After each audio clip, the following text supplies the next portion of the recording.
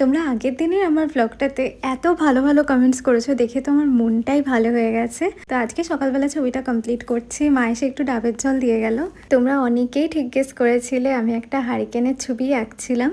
তো ছবিটা কমপ্লিট হয়ে গেছে। এখন ব্যস্ততার মাঝে আঁকার টাইমই পাই না, কিন্তু একটা সময় ছিল যখন ছবি আঁকা আর আমাকে দূরে রাখা একবেলার জন্যও সম্ভব হতো না। যাই হোক, আজ যেহেতু সানডে, আজকে বাড়িতে প্লেন চিকেন কষা হচ্ছে। অনেক দিন পর আজকে চিকেন কষা হচ্ছে। স্নান করে উঠে আমি একটু টেস্ট করে নিলাম, তারপরে চলে আসলো একটা পার্সেল। দুপুরে খেতে বসার আগে আমি শশাটা কাটছি, এটা বাড়িতে ছিল।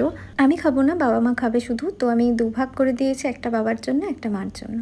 আর এটা হচ্ছে আজকে লাঞ্চের মেনু, লাউ দিয়ে চিংড়ি মাছ দিয়ে, তার সাথে আছে টক ডাল আর চিকেন কষা। আর আমি না ডাল বাদে কোনো কিছুতে লেবু মাখিয়ে খাই না, কিন্তু খাওয়া হয়ে গেলে এরকম লেবু শুধু শুধু নুন দিয়ে খেতে আমার ভীষণ ভালো লাগে।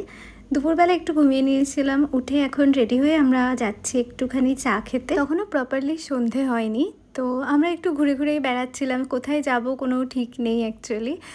চা খেতে আগের দিন বেরিয়ে তো আমাদের লাকটা দেখেছিলে কত খারাপ ছিল, সব চায়ের দোকানগুলো বন্ধ ছিল। আর একদম এই সন্ধে নামার মুখটাতে না বাইরে থাকতে আমার ভীষণ ভালো লাগে। আকাশটা এত সুন্দর কালারফুল লাগে দেখতে, মনটা এমনিই ভালো হয়ে যায়, একটা পিসফুল ফিলিং আসে। আজকেও এই হাইওয়ে দিয়ে যাওয়ার সময় এই সুন্দর আকাশটা দেখতে পেলাম। অ্যান্ড অবাক কাণ্ড, আজকেও আমরা অন্য একটা চায়ের দোকানে গিয়ে দেখি সেটাও বন্ধ। তো এরপর সুমন বলল একটা নতুন ক্যাফে আছে যেখানে আমরা এর আগে কখনো যাইনি, তো ওখানেই যাওয়া যাক। ফাইনালি এটা আমরা খোলা পেয়েছি। আর এখানে অর্ডার দেওয়ার পর একটা সুন্দর দোলনা ছিল, তো সেখানেই আমরা দোল খাচ্ছিলাম।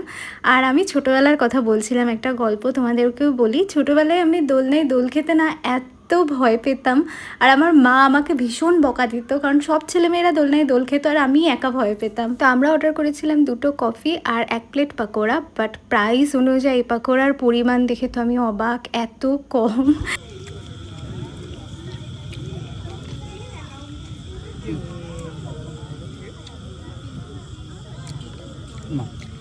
খাবে দাঁড়াও। এখানে 2টো কুকুর ছিল আর এত ইনোসেন্ট ফেস করে দাঁড়িয়েছিল যে ওদেরকেও আমরা একটা করে পাকোড়া দিলাম। তো তারপরে কফিটা টেস্ট করলাম, বেশ ভালোই ছিল। দেন চলে আসলাম বাড়ি, আর বাড়ি এসে দেখি মা আজকে রাতে ডিনারের জন্য পরোটা করেছে। অনেক দিন পর পরোটা খাচ্ছে, কিন্তু এটাতে ময়দার পরিমাণ ভীষণই কম, নেই বললেই চলে, বেশিরভাগটাই আটা দিয়ে করা। তো আজকে ডিনারটা তো ভীষণই সুন্দর, আর এরকম আরও ভিডিওস দেখতে আমার চ্যানেলটাকে সাবস্ক্রাইব করে দিও।